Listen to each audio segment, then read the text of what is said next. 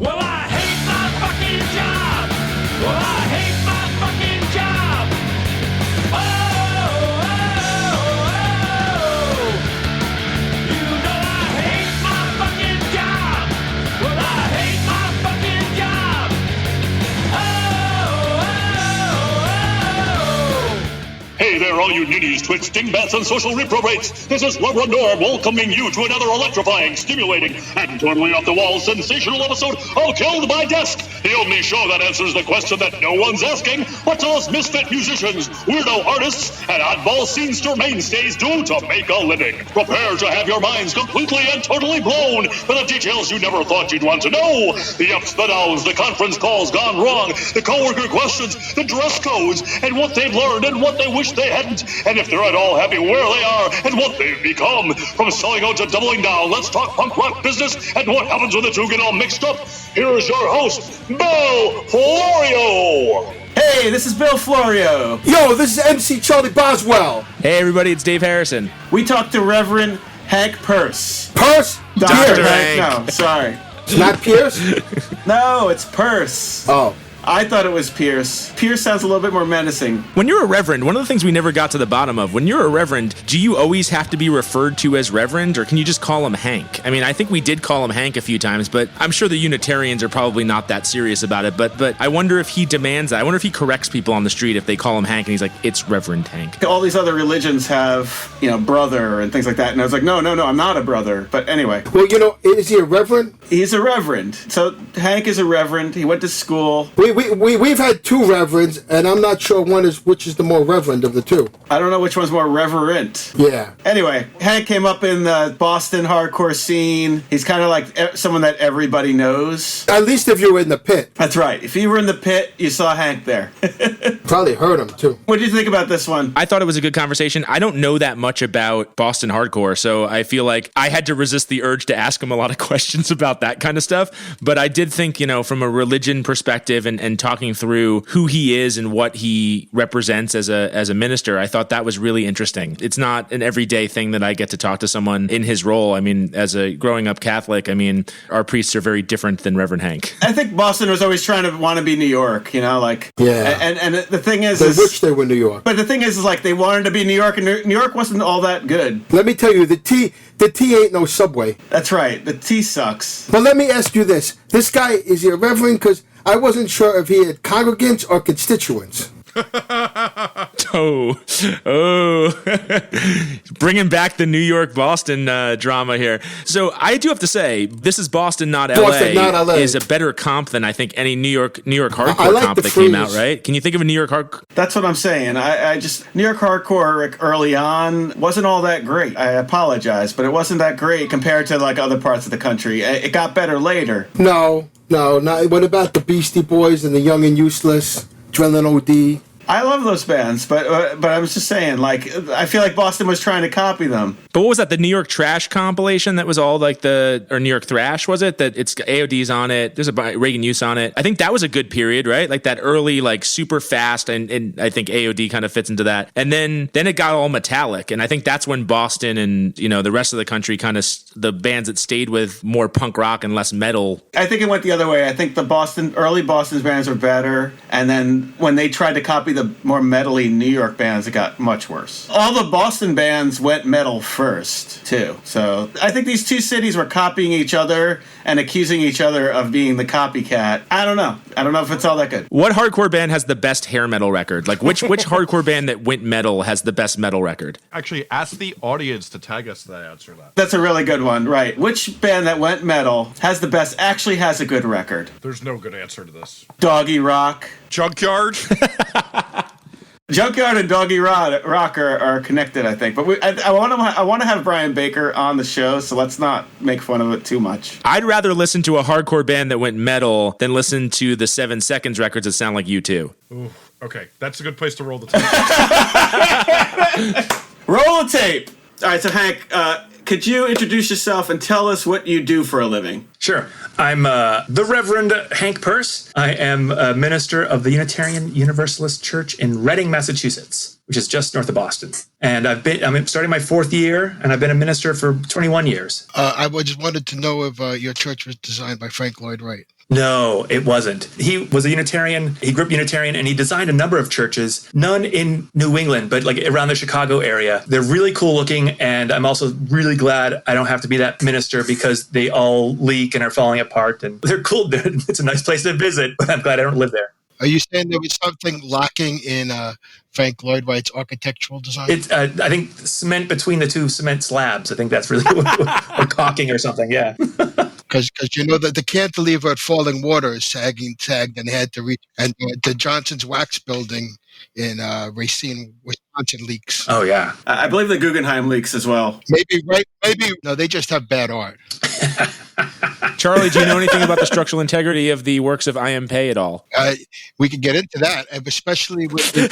I know not about the structural integrity, but I can get into discussion about the zoning and outdoor plazas in New York and how that was a disaster.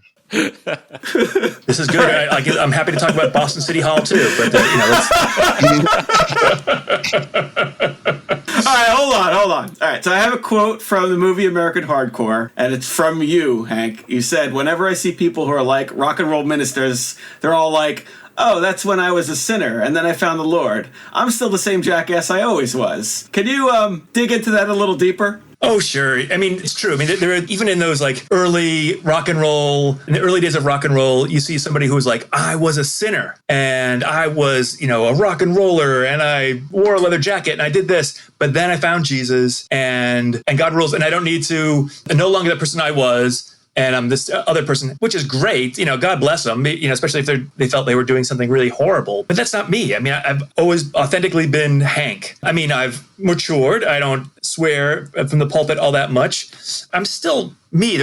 I grew up as a Unitarian Universalist. It's a very open, liberal faith. We believe that people have the ability to follow reason and follow their own religious paths. It's sort of a big umbrella sort of theology. And so I never had one of those moments where I felt like I have to give up what I was doing before. I mean, I say that, and then I also think there were definitely times in my life when I was doing the wrong stuff. The church I grew up in, the Unitarian church I grew up in, was a very humanist. In fact, it was very much an atheist church. And we were always sort of, whether it was expressed, I don't think anyone ever actually came out and said people who believe in God are weak. That was implied in what most of the adults were saying, that if you believed in God, you were weak. And so I kind of, went off with my life and did stuff. And I always tell a story that, I don't know if I was like 19 or 20, but there was a point in my life, and I can't remember if I'd gotten fired from a job or gotten dumped by a girlfriend or both or other things, but I was just feeling like crap. And I was walking down the street and I saw a penny and I picked it up and I did that little rhyme of like, see a penny, pick it up, holiday, have good luck. And then I made a wish. And then the next thing I know, I was 2 blocks down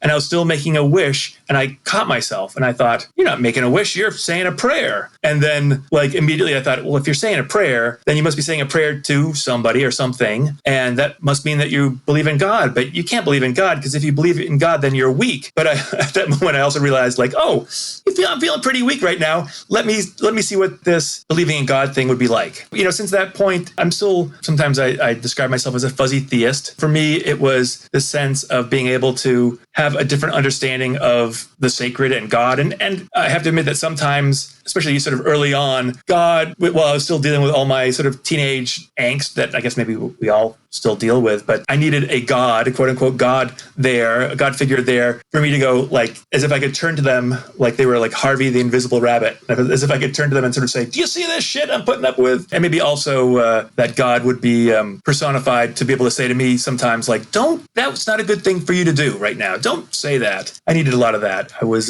like so many of us who were involved in the punk rock scene, undiagnosed with ADD until I was much older. And you kind of go, oh yeah, I didn't have that little voice in my head that said, not a good idea to do that, not a good idea to say that. But for me, God became that little voice, that small, still voice, as the poets like to say. I think once I had kids, I started to have a different understanding of the sacred, and maybe that God was bigger than just Harvey the Invisible Rabbit, wasn't just there to be my buddy, my buddy Jesus, but to be a something that had a bit more cosmic substance, I guess.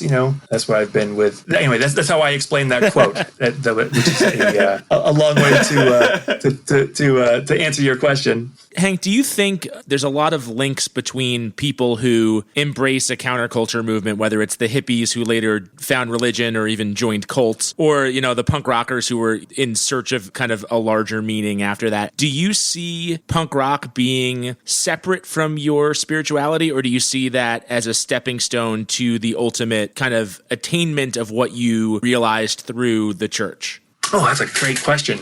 The church was like one of the few places in my life growing up where I could be myself. Always just, weirdo kid. And people at church were very forgiving of like all my bad haircuts and not bathing for much of the 80s. No one ever talks about that in the 80s, how we all just stank because it was like a rebellion sort of thing. Adults were fine with me, and I found a youth group that was filled with other kids who also felt, out of place in their homes or in their communities and stuff. So for me, you think like, okay, when was the last time that I was really sort of part of the scene, and when did I, move away and all that sort of stuff? And like the last time I went on tour was in 91. And so maybe for a good 10, 11, 12 years, in the, from the early 80s to the early 90s, like active in the scene, all that sort of stuff. Then you go away to seminary. I went away to Chicago for seminary, my first year of seminary, then came back in 94, came back to Boston in 95. The scene moves on. But I think the thing that was really important to me about the scene,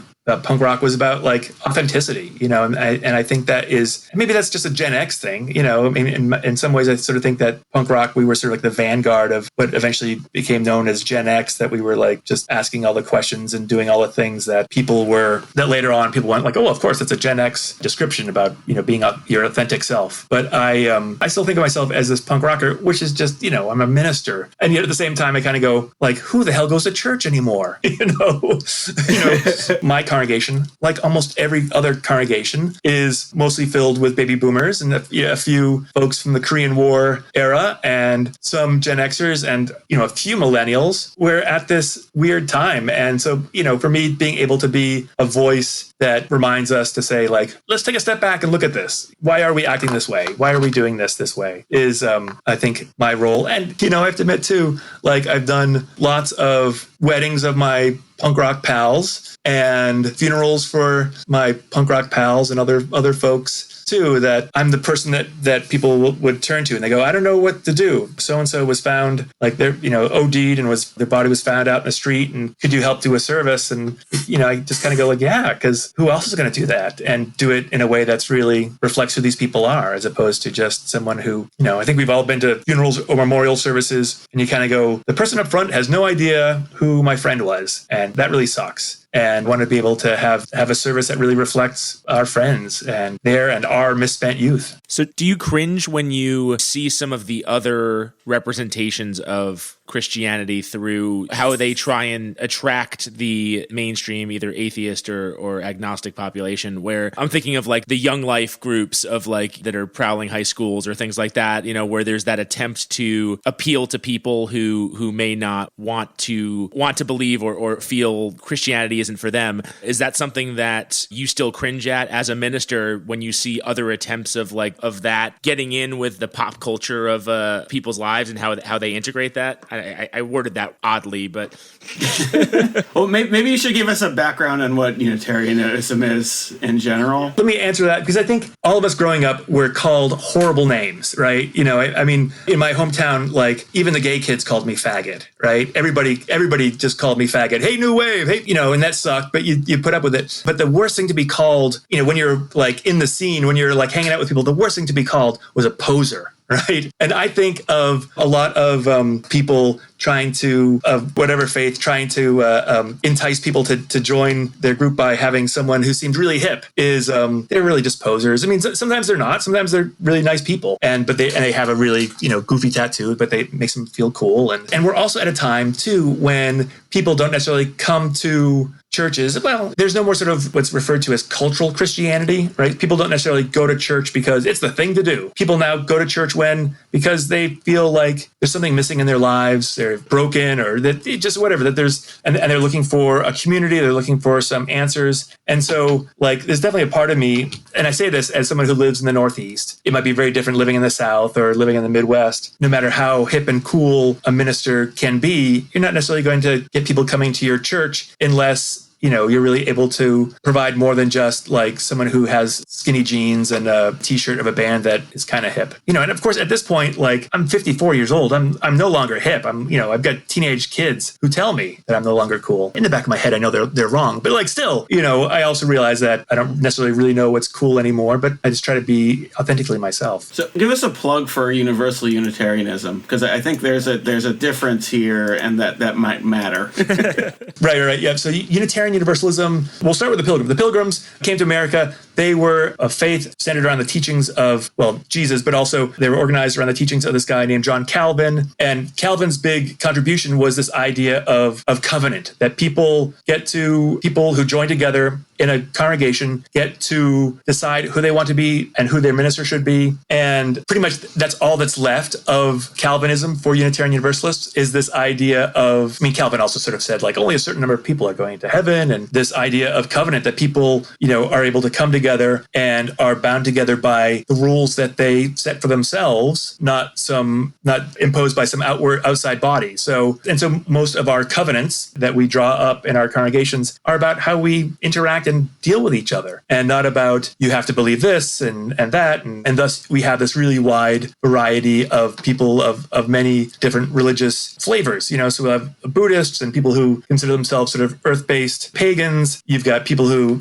consider themselves Christians, but want to be able to sort of say, like, I like Jesus, but maybe he's not the Son of God. Folks who come from a Jewish background. So it's at times really wonderful and beautiful, and at times it is maddening, because you kind of go, all right, is God invited to this wedding? How much of that should I include? It's always been a very liberal faith. People like Emerson and Thoreau had trained to be Unitarian ministers. And we were on the sort of the early edge of the civil rights movement, the abolitionist movement, feminist movement. The first openly gay and lesbian ministers ordained in the country are Unitarian Universalist ministers. First with ordained transgender clergy. So, which is great and amazing. And sometimes I just look conservative because I'm a straight white guy, and people are like, oh, who's that guy? And it's like, well, no, I'm probably crazier than half these people, but okay, no, it's fine, it's good. And I love that congregations have this choice, this wide variety of ministers to draw from. It sounds like a food co-op. Yeah, there's a lot of that too.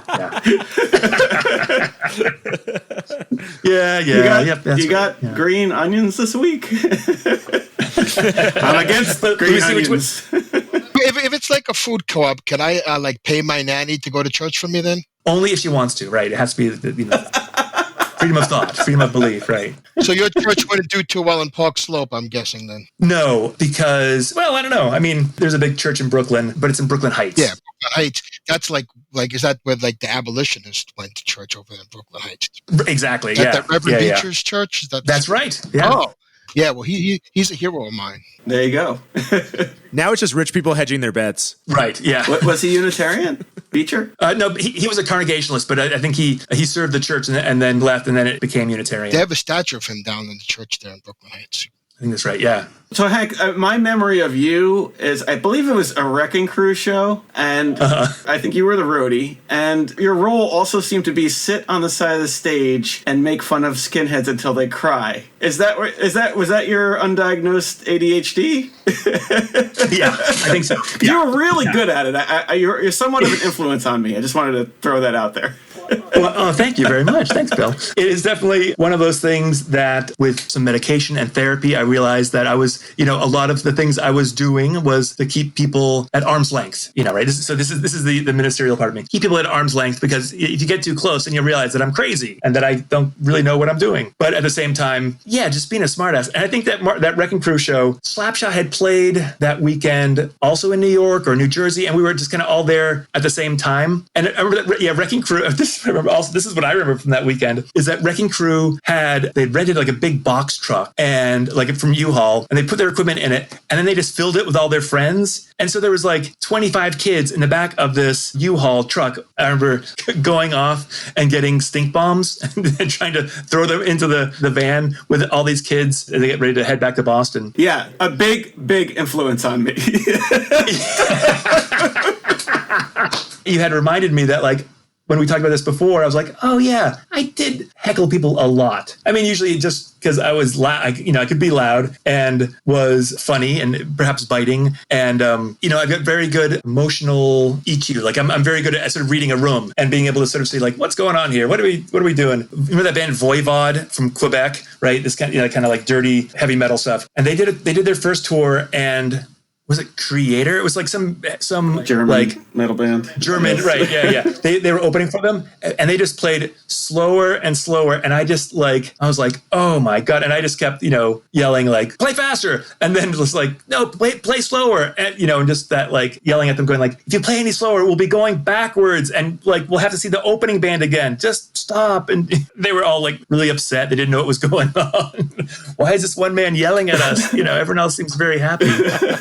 So have you heckled anyone from the pulpit? No. I know that you've spoke to Jamie, my former intern, about this too. I mean, there's definitely busting people's balls a little bit. It's tough in congregations. I often use humor as a way to jumpstart a relationship. You're able to sort of like tease people a little bit. And usually in the Boston area, it works well because there are so many people who grew up Irish.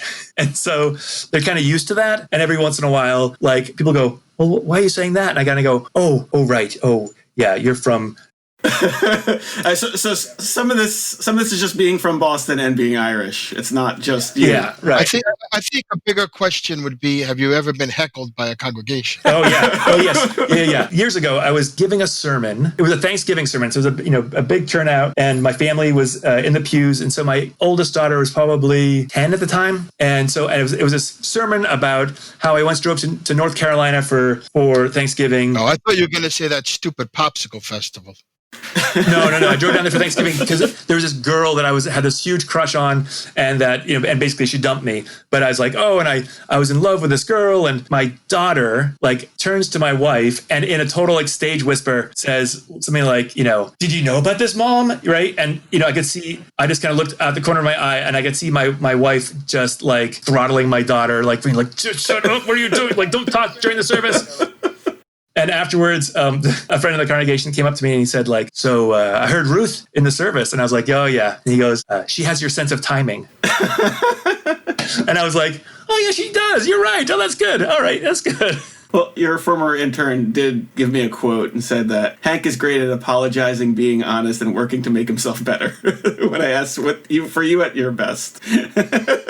Yeah, that's the things that actually somebody, an older minister, had said to me. She said, "You say you're sorry enough to people in our faith. God bless them, but everyone is bruised, and so just apologize, and it's easier to apologize and go on." Which I think is definitely one of the things about ministry in general, is that it's that you only take real like stands about stuff when you realize, like, in the congregation, outside you're like, look, we've got a Black Lives Matter banner in town, and if people don't like it, tough. But in the church, you only really make a stand if you sort of say, like, all right, well, I'm willing to die on this hill, as they say in church. It is difficult. People will sort of say, like, oh, members of the congregation will say that. They'll get into arguments with each other about stuff, and you kind of go, sometimes just take people aside and go, like, this isn't go out on about the lighting in the sanctuary. Who cares, So building on this apology thing, will you apologize for punching in the pit, screaming, Boston, Boston? I knew that was going to come up. I don't know what you're talking about.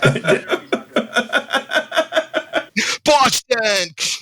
Punch. You're telling me you never saw that. The Boston straight edge has always had a negative connotation to it. Did you contribute to that? The big story, in Boston, New York lore is the time when, like, a whole bunch of Boston bands were playing the same weekend. Like, SSD was playing on Saturday, and Jerry's Kids and the FUs were playing on Sunday or Friday and Saturday, something like that. And everyone came down. That was just a little bit before my time, before like really hanging out with those guys. So yeah, that's and that's where like Choke wrote the famous straight edge chant. But being a roadie for Slapshot from the get-go, part of it was about like back on the map and being like, I always think that Slapshot's greatest myth all happened before they ever played any shows. And it's, I think it's always been better we were always a better band before we played. No, not always, but building the myth was better than the actual execution, right? Yeah. And also, like, it was funny, I was talking to oh my gosh, I forgot his name, who made the Slapshot movie. Anyway, he was looking at all this early films and videos that Steve Verstein had made. Steve had like filmed all this stuff of us on tour, like hanging out, driving around. And he said, you were sort of like the balance to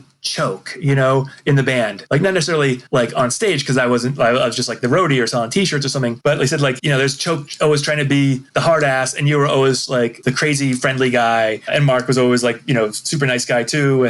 But I thought like, oh, that's interesting to understand my role in like the family of Slapshot. We all do like learn about family therapy in seminary and stuff. And you kind of go, oh yeah, maybe so. Oh yeah, that's interesting. Right. And then of course, knowing everybody in the band's family, you kind of go, Jack's this way because of his parents, and Steve's this way, and Mark's that way, and Jordan's this way, and Jamie was that way, and and I'm this way, and you kind of go, oh, and it's funny that we all sort of ended up together, so that's always part of the interesting thing. Being older, looking back and kind of going, oh, that's why I did that, and maybe I'm completely wrong, but that's the story I'm going with right now. Was there a lot of anti-religion in the Boston hardcore scene? And I mean, it sounds like you went to the punk rock church, right? So, I mean, was there any conflict there? And I think the second part of that question is like in the late 80s, early 90s, there was like that kind of Krishna recruiting straight edgers. Did you have any thought about that? So, punk ain't no religious cult, right? That's what, as St. Jello sang. And you know what Krishna said? The man who eats fish is the lowest man because fish eat stool. Oh. And we all sit on stools, right? Oh, no.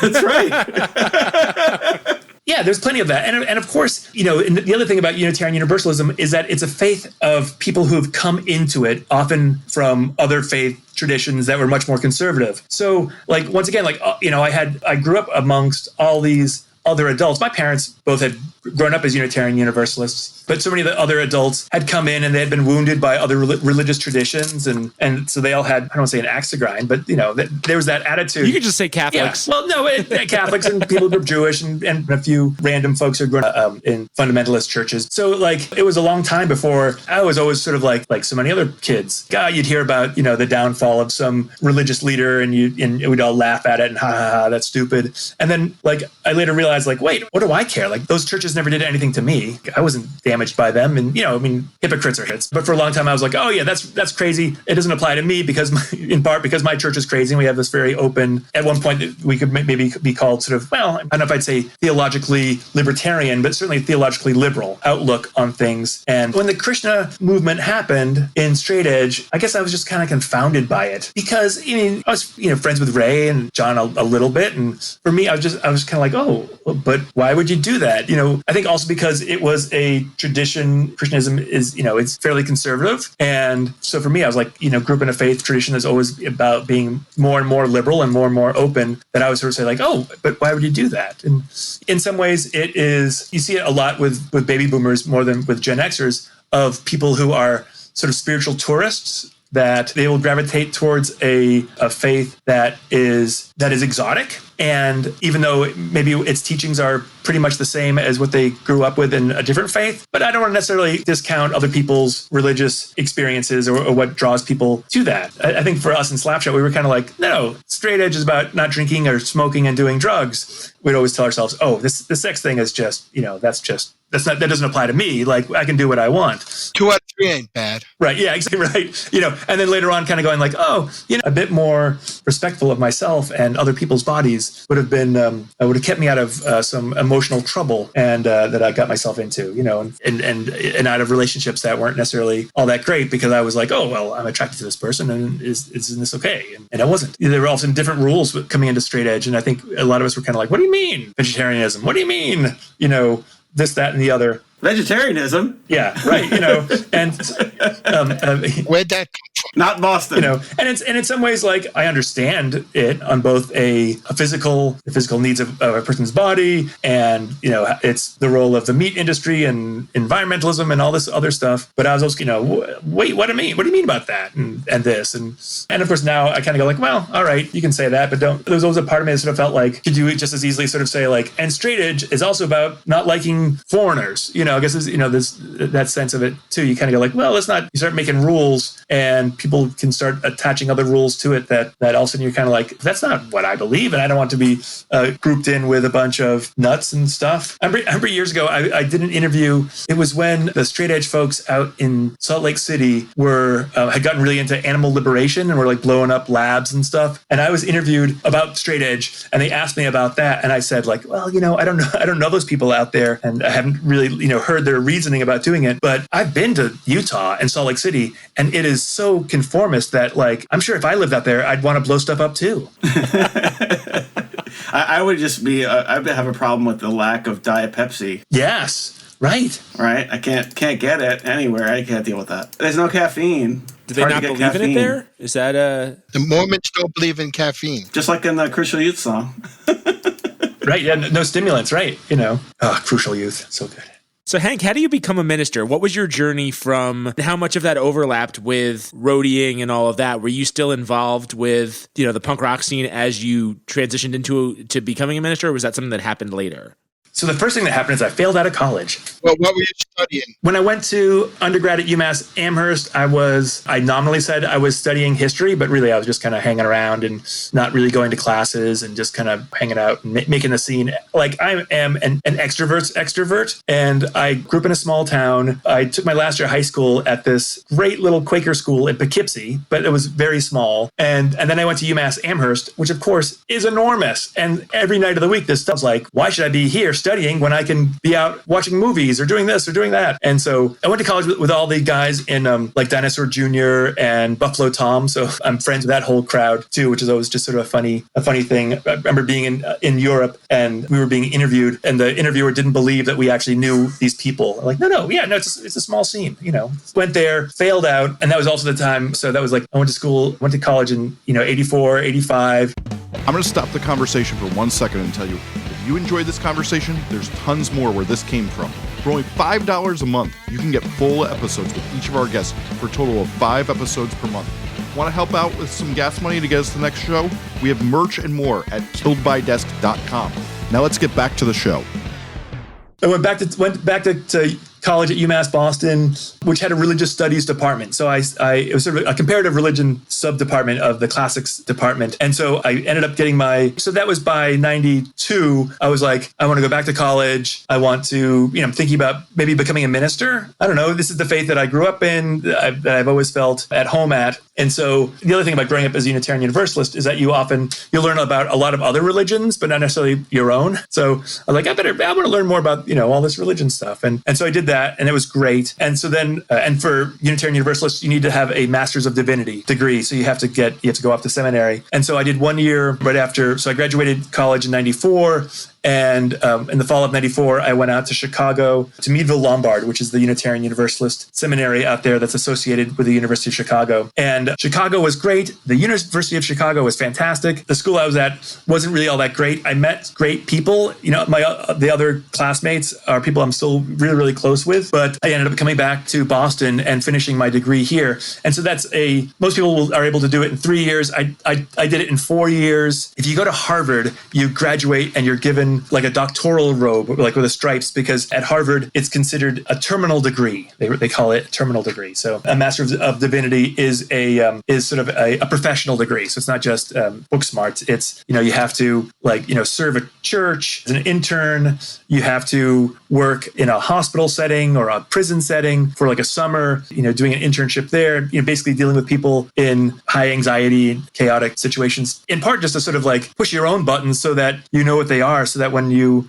interact with people who are in horrible situations, you're not bringing up your own, issues about daddy. You at least realize I've got issues about daddy, so this person's daddy is not. I can just help them and be their minister. So I did that and graduated in the 98, and I got my first church, which is in our denomination. You're not placed someplace; you have to apply, and it really is sort of like the headquarters acts as a clearinghouse, but you have to apply, and you have websites. The church will have its own, search website giving you their information, and you have your website with your information up there. And so it's those sort of situations that you go out and do, and you try to sell yourself. So my first church was up in Auburn, Maine, which is the Auburn-Lewiston area is the second largest city in Maine, which isn't saying too much, but so I was up there for 1 year at a 1-year contract. And then I came down, and then I settled where I live now in the city of Medford, and I was there for a dozen years. And then I've done a number of sort of small intern ministries, sort of when a minister leaves, they need someone to come in to do all the church stuff and also help them get ready for a new minister. So I've done that a number of times. And now I'm in Reading. And like I said, I'm starting my 4th year. And of course, this is crazy. This is the craziest time to be trying to be a leader in a time when you don't know where you're going, you don't know where you're standing, but it's what you're called to do, but it's super frustrating, as you can imagine. Your church has been around for hundreds of years, right? Was that interview process very intense, right? That sounds like a lot of responsibility. Yeah, it can be, right. And depending on sort of like where the church is, the church in Medford had really gotten down to just about 35 adults and kids, and they just needed someone to come in and sort of help them try to grow again. And so I got it up to about 100 people, but then it kind of leveled off. Once again, we're in this really strange time. There's a theologian, her name was Phyllis Tickle. I only remember her name because her last name is Tickle. But she popularized this theory that every 500 years, there's a great upheaval in Western culture. Starting with the Babylonian exile, and then the splitting between the Eastern and Western churches, and then the sacking of Rome, and then the Protestant Reformation. And then we're at this point right now, another 500 years, but here we are. And you kind of go, well, how did we get here? And is it like everything's changing? And basically, people in cultures get tired of the institutions that they have. The institutions no longer fit them. They were created, 500 years ago and for a whole another set of people. And so people are like, we're tired of this. And people stop going to churches and do other things and get involved in other stuff. And I think, and it's not just true with the church institution, but like banking and medicine and education, and even like the institution, even institutions like racism. All of a sudden people are realizing that, wow, this is a really horrible thing. And for most white people, we were able to ignore it for the most part, ignore like the small aspects of racism that people of color live with all the time, but that most of us were able to sort of ignore. And then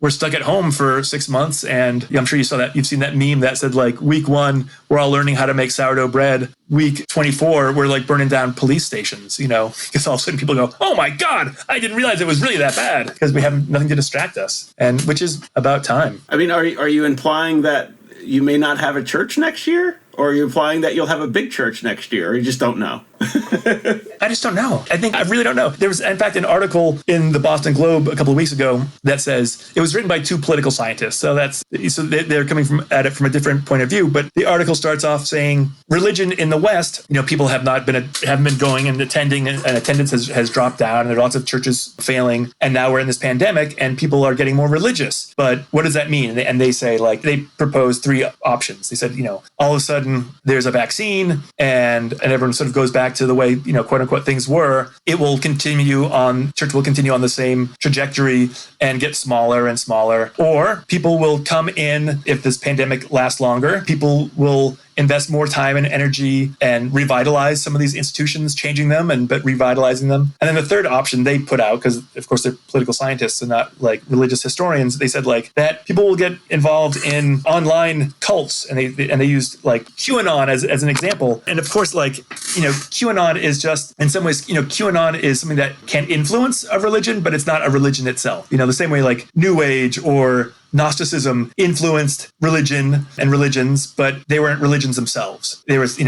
but I think, there's always just an opportunity for things to break in half and things to shatter, and people to look at stuff and kind of go, well, we don't need this anymore. Let's throw that away. Let's, maybe what people need is they don't need ministers anymore. They really want to just have more opportunities for people to hear each other, and realizing that we believe in the priesthood of all believers, that there's plenty of wisdom, around the world, and that not necessarily is held only by people who have a fancy degree and a title before their name, that sort of thing. So or not. Who knows? It is sort of like, I really don't know if I'll have a job next year or in a few years, or if all of a sudden, like, we're going to turn church into like a food pantry and our worship services will be about, like, are we keeping with our mission of feeding the hungry and the poor? And all right, so we'll have a quick meeting doing that and then back to feeding the poor. I don't know, who knows? Or we'll turn the whole place into a coffee shop. I think that's a good thing. As far as I understand, like, there's a certain healthy number of years to lead a congregation, right? And then you generally move on, so you're not like stuck there. Could you see yourself with the skills you've built up? Then, Bill?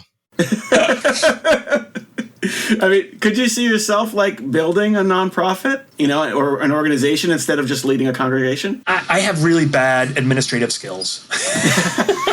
I'm a people person. I want to be out with people, but I can see myself being with other folks doing this. And part of what I have to remind folks is that we are a religious organization. So yes, well, we're doing this other stuff and we're going to protest.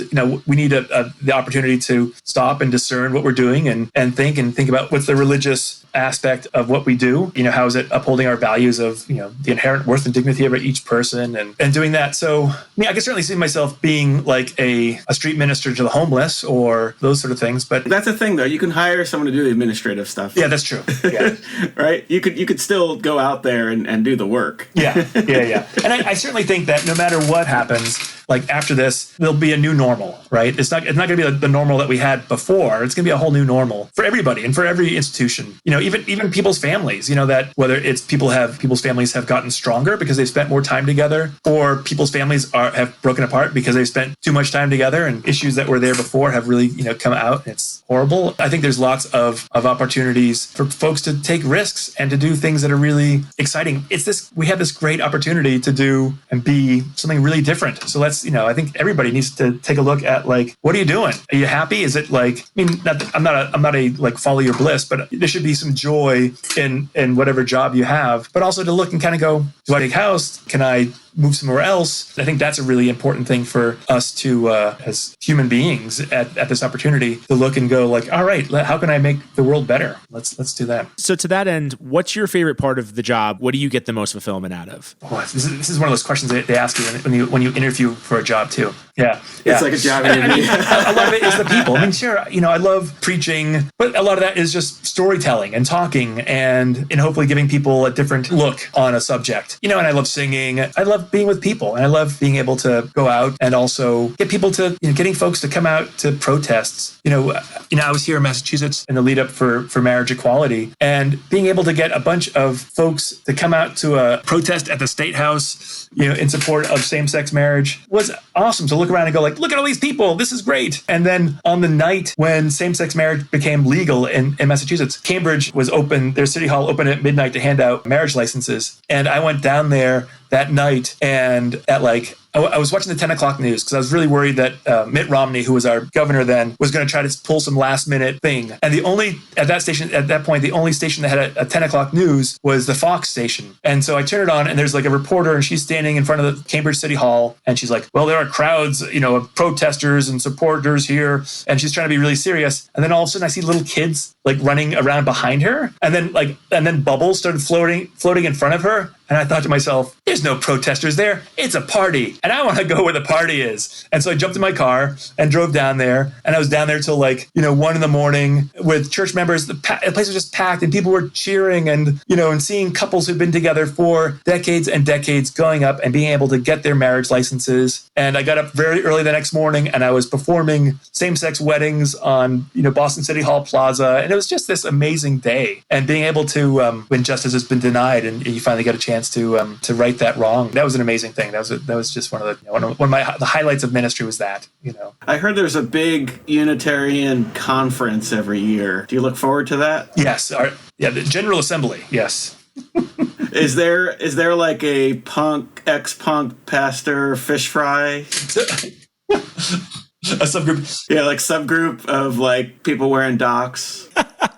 the subgroup. Once again, like I'm always like when I went and was interviewed by a committee at the headquarters to be a minister, like I was the first minister they ever met who had tattoos. And they told me afterwards that they had a long discussion about like would a congregation accept a minister with tattoos? And of course now everybody's got bloody tattoos, all over their faces and stuff. But yeah, so like I was sort of like the vanguard of like punk rockers. So I've certainly heard from friends who say that they met me when they were teenagers and they were like, oh, if that guy can be a minister, I can be a minister too, which is flattering, I think. Like it means like if that idiot can be a minister, I can be a minister too.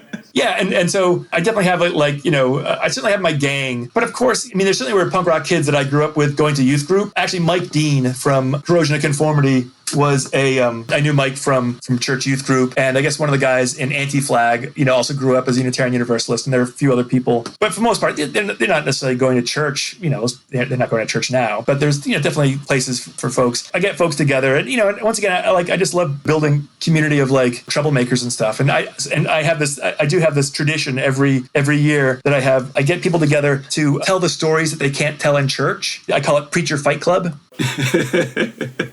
It really has sort of become a sort of a coming of age, rite of passage for new ministers or people who are in seminary. Oh, you get to go to Fight Club, and it's always sort of a secret thing, where it is or who's going to do it. And I stop people.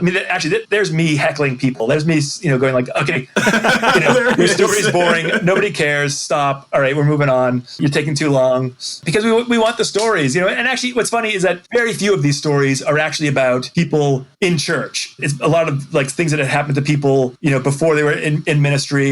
And the idea came, I was talking to my wife's aunt and uncle who live out in Vancouver, and they told me how they had gone a few years ago, they'd gone on a cruise above the Arctic Circle. And they'd met a couple who had done a working cruise, right? Where you sort of, this Russian ship and they get hired, quote unquote, hired to work the boat. But really they're just, they're just there to sort of like be on a boat above the Arctic Circle and how cool that is. While they were on the boat, the story goes, one of the other passengers died in his sleep, this old guy. And that the wife the next day goes to the captain and the captain says, I'm so sorry. We will, wrap him up. And when we get back to port, we will hand him over and you can send him home for burial. And she said, my husband was in the Navy and there's nothing he'd want more than to be buried at sea. And supposedly like the Russian captain was like, well, okay, so tomorrow, they have him out. They have him all wrapped up in a sheet and they've cut a hole in the ice next to him and everyone's standing there and the captain says a few words and the wife says a few words and then the captain nods and a couple of his sailors goes over and they pick up this board and the body slides into the water and under the ice and everyone's like, oh, all right. And people start walking away and then someone goes, oh my God, look. And people run over and they see that the sheet that had been wrapped around the body has floated to the top of the water. And then all of a sudden the body comes flying out of the water onto the ice, followed by a walrus, which then proceeds to start eating the body. So they tell me this story, and all I can think is, how the hell can I use this in a sermon? Right? Is it the cycle of life? Is it ethical eating? Like, what's what's really funny about that is we always used to joke with my father was an alcoholic until I was about 10, and he became really active in AA, and he didn't actually do any of the steps, so he really didn't do anything productive, but he loved telling stories, and if you've ever been to an AA meeting, it really is just people telling their best drunk stories. And I always wondered how much of it, he didn't touch a drop of alcohol after he officially became sober. So, he died with 30 years of sobriety, but we always used to laugh about how it was really just that outlet to be able to tell the stories more than it was the actual help of it. He really just wanted to entertain people. How much of that kind of plays into what you do? Not to sound disrespectful, but I'm just, is there that element too? Do you care if your congregation thinks you're cool? That's true. And I think in some ways, there's always a part of me that sort of feels like my job is to try to make my whole faith cool, which you can imagine is a difficult job. Even we're a very small denomination, but still just to kind of go like, hey, let's, every year I always make t-shirts for the Fight Club and I just try to do stuff. But, at the same time, I also realize that it's a losing battle,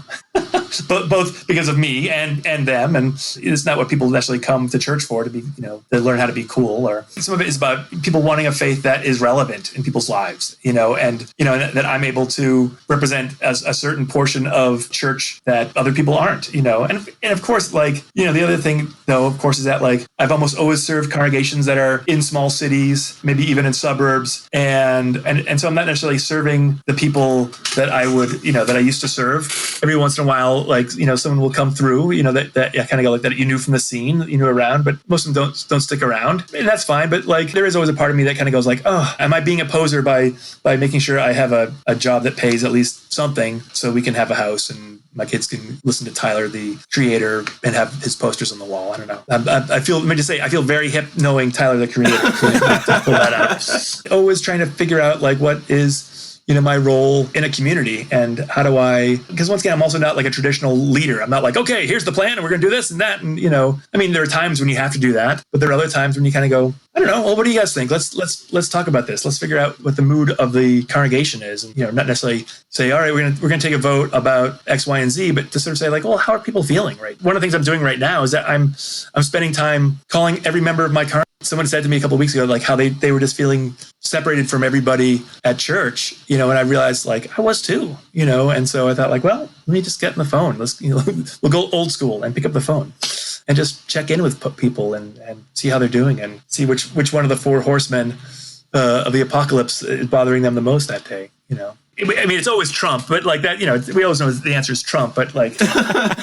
Are there any, I know it's probably a little bit antithetical to your denomination, but do you ever worry about being outspoken? Obviously your Twitter and your public presence is very, you're very upfront about your political beliefs and all of that. And I know your denomination kind of backs up a lot of that. Are you ever worried about putting too much of yourself forward when it comes to how you measure your job versus your own personal beliefs? Or is that something that goes hand in hand with your profession? Yeah, I think sometimes I don't want to say that I'm cautious as much as I know that not everybody at my church voted for Bernie. And so the same way that like church provided me a place as someone who was, who thought differently, that I want to make sure that this church has a place for people who think differently too, and now if somebody who's very conservative politically or socially is going to, it's not going to be comfortable here, but yet I do want to make sure that like I'm aware of them when I do stuff. And yet at the same time, there's also, I see amongst some of my colleagues and other Unitarian Universalists out there, some, virtue signaling, look how liberal I am. I'm posting this thing about that. And sometimes you kind of go like, that's great. Oh, you don't really believe that. It sounds like a poser. Right. Exactly. Right. Like most of us, I listened to Crass when I was 16. I understand how anarchism works, and people will come in and be like, kind of go like, yeah, I get it. No, like, no, I even listen to Flux of Pink Indians at times. Like, I get it, But that was one of the great things, was sort of like the politics that we were exposed to, both, on the left and on the right, which was, sometimes horrible and sometimes, naive by folks. And, and certainly I think so many of us, we got into punk rock the same way that people come to our church. They come because of some reason, like they've something in their background damaged them. And we got into punk rock. We got into the scene because there's something up with us. And of course in the 80s it was much easier to you were ostracized in your community if your like parents were from a different country. Never mind other stuff. And so we found the scene and the way people find my church as like a sanctuary for people who have different beliefs and so I guess I always want to make sure that is that the church still provides that for people, as at the same time still hoping to point people in a way that is upholding people's individual rights. So well, do you feel to that end? Do you feel that there's a moral responsibility as a leader in the church to push for those issues. I mean, I feel like if you look at the role of Christianity specifically in social movements, from the civil rights movement, even going back to abolitionism to the civil rights movement of the 60s, I mean, there has been certain elements of the church that have been involved in that heavily. Do you feel like it's your responsibility not only to advocate for that, but to push that responsibility to your congregation as well? Oh yeah, and I think people expect me to do that as well. For me, I also am. Every one of us in my church have like 3 or 4 things that are really important to them. Environmentalism, voting rights, all these different things, gun legislation. And it's easy to get overwhelmed, right? It's easy to get overwhelmed by you trying to fill everybody's like, I'm going to go to this rally for you and that rally for them. And I want to be able to present people this, to sort of say, this thing's going on and here's what we can do about it. And, I think it's sometimes people expect their minister to do their protesting for them, which I'm not really willing to do. That's not, I've got enough other stuff to going on in my life, friends and all this other stuff that, I kind of go like, look, if this is where the passion is, let's go there. That's where the heat is. Let's go there. But, I'm not going to necessarily, you go and be collecting signatures. So you get to say like, look at my minister. He's collecting signatures. So I don't have to, that's, I don't want to be that person in part because like, I also just kind of go like, I'd rather be an asshole and say no, having to like, not that I don't care about this stuff, but I also kind of go like, I don't have time for that. And my kids are more important than the cutting down of some tree in this middle of town. I mean, your church board kind of guide you. They serve as your boss, basically, right? So they could also tell you, no, don't use your time that way, right? We're co-equal leaders. And so I was looking a couple months ago through the records there's an online database of churches, of Unitarian Universalist churches, of ministers who had gone down and marched in Selma with Dr. King, when Dr. King put out the call for clergy to come down. And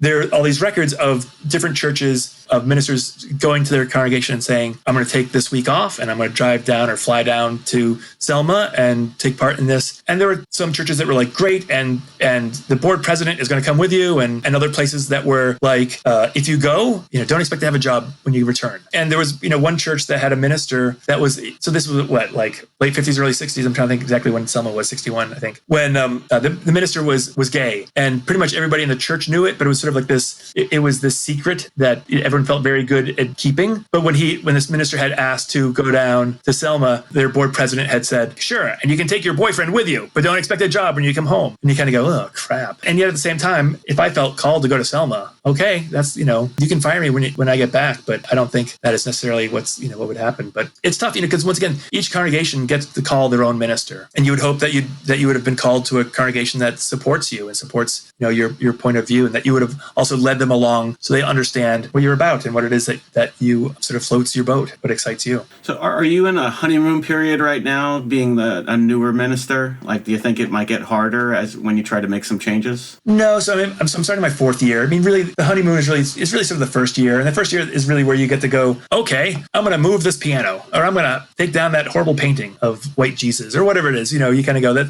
time to get rid of that. And then there are other things that you have to that you realize, like, okay, I need to build up some points with people before I get a chance to go and do this. That was actually, remember, some older ministers telling me that when he asked to go down to Selma, that the board president said, I want to say no, but when my son died, you stayed up with me in my living room for 2 days straight. And that's what ministers do. So I'm going to trust you and let you go. And so part of it is making sure that you're in contact with your people. And it's difficult to be a minister right now because it is, once again, this institution that is changing dramatically, and people are coming in with different expectations of what should be going on, and some of that is fantastic, and some of that you kind of go, no, I really wanted X, Y, and Z, and it's always difficult to sort of figure out what will be making people happy, what will be suiting the congregation now. I think certainly, if I felt like I was no longer reaching them or being able to give them what they need, that I would go like, all right, time for me to move on and find a new congregation. There's always the Boy Scout